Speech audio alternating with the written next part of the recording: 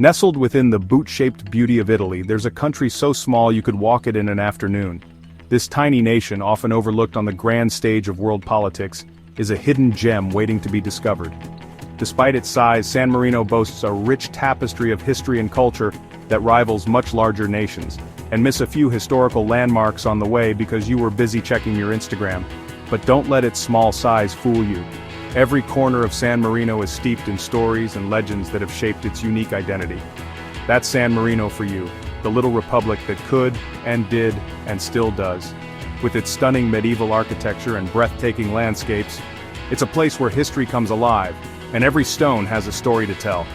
Founded way back in the year 301 AD, this micronation packs more history per square mile than a Roman emperor's toga. From its founding by a stonemason named Marinus to its survival through countless wars and political upheavals, San Marino's resilience is nothing short of legendary. So, why should you care about a country that's basically a rounding error on a map of Europe?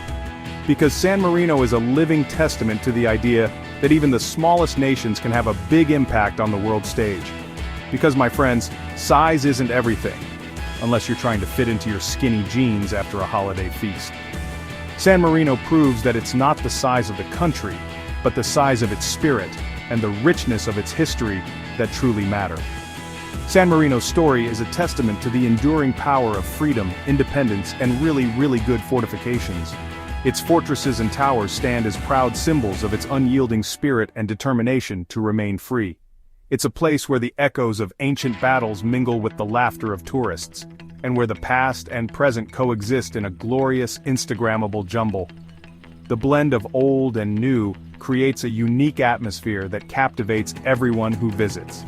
So buckle up, folks, as we take a whirlwind tour through the fascinating and slightly improbable history of San Marino. From its ancient origins to its modern-day charm, San Marino is a place that defies expectations and leaves a lasting impression on all who experience it. Our story begins, like so many great tales, with a humble stonemason named Marinus. Born in the 3rd century, Marinus was a man of simple means but extraordinary vision. His hands were calloused from years of chiseling stone, yet his heart was soft with faith and hope. Now Marinus wasn't your average chisel-wielding craftsman. He had a dream that went beyond the mere act of carving stone. He envisioned a place where people could live freely, away from the oppression and persecution that plagued his homeland. He was a man of deep faith, fleeing persecution in his homeland of Dalmatia, modern-day Croatia for you geography buffs. The Roman Empire was not a kind place for those who dared to believe differently, and Marinus was no exception. He found refuge on Mount Titano, the highest point in this tiny nation to be, and probably thought, well, it's no Dalmatia, but it's got potential. The rugged landscape and the sheer height of the mountain offered a natural fortress, a sanctuary where he could start anew. Marinus, ever the overachiever, didn't just build himself a cozy cabin. No, he had bigger plans. He started constructing a small community, laying the foundation for what would become a monastic haven. He established a monastic community up on that mountain, dedicated to peace, freedom, and presumably really sturdy walls. The monks who joined him shared his vision and helped turn this rocky outcrop into a thriving spiritual center. Little did he know, his little mountain retreat would become a beacon of hope and a thorn in the side of power-hungry rulers for centuries to come. The Republic of San Marino, as it would later be known, stood as a testament to Marinus's vision and resilience. But hey, that's what you get for being a stonemason with a vision. His legacy lives on, reminding us that even the humblest beginnings can lead to the most extraordinary outcomes. The Roman Empire may have crumbled, but San Marino, perched high on its mountaintop, endured. It was like the original "We're closed" sign hung on the door of Europe. Over the centuries, this plucky republic faced down barbarian invasions, power-hungry popes, and even the occasional disapproving glance from neighboring city-states.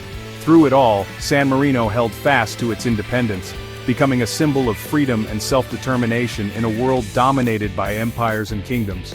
It was like the feisty little sibling of Italy, always ready to stand its ground. By the Renaissance, San Marino was a thriving hub of trade and culture. It even had its own constitution, way back in 1600, making it the oldest surviving republic in the world. Take that, ancient Greece. Section 4. Independence? Hold my crossbow. You'd think a country this small would be an easy target for conquest, right? Wrong! San Marino has never been fully conquered, and they've got their trusty crossbows to thank for that. These weren't just for show, folks. San Marino maintained a well-trained militia of crossbowmen, ready to defend their homeland from any threat. They even had a special crossbow unit called the Crossbowmen of the Republic. Talk about taking your national defense seriously. This fierce independence, combined with a healthy dose of diplomacy, and maybe the fact that conquering San Marino wouldn't have been worth the effort, allowed this tiny republic to thrive while empires rose and fell around it. Section 5 Captain's Regent, Crossbows and Currency, the San Marino Starter Pack.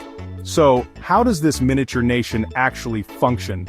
Despite its small size, San Marino has a rich and complex system of governance that has evolved over centuries. Well, they've got a government, but it's not your average democracy. It's a unique blend of ancient traditions and modern practices. Instead of a president, they have 2 Captains Regent, elected every 6 months. This dual leadership ensures a balance of power and prevents any single individual from gaining too much control.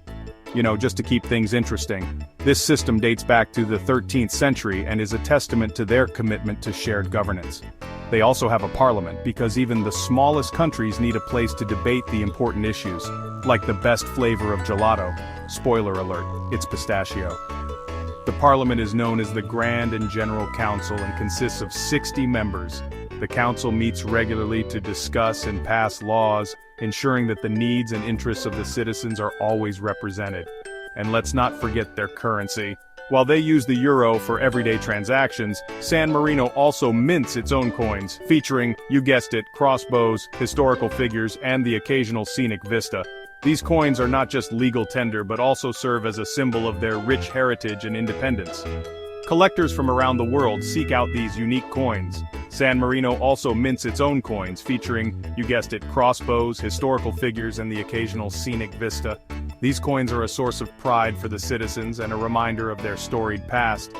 Perfect for impressing your friends back home who still think San Marino is a type of sandwich. So, next time you think of San Marino, remember it's a place of rich history, unique governance, and a culture all its own. Section 6. Tiny but mighty San Marino in the 21st century.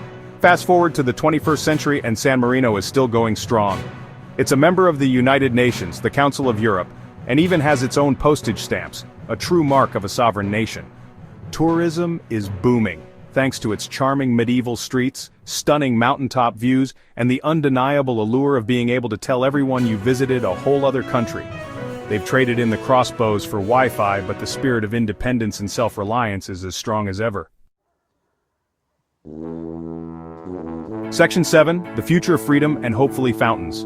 So, what does the future hold for this tiny titan of freedom? Well, if history is any indication, they'll probably be just fine. They'll continue to charm tourists, issue cool coins, and maybe even add a few more fountains to their already picturesque piazzas. One thing's for sure, San Marino reminds us that size doesn't matter when it comes to standing up for what you believe in. And hey, if a country this small can survive for over 1,700 years, maybe there's hope for the rest of us yet. Now if you'll excuse me, I'm off to brush up on my Italian and book a flight to this charming little republic. Ciao.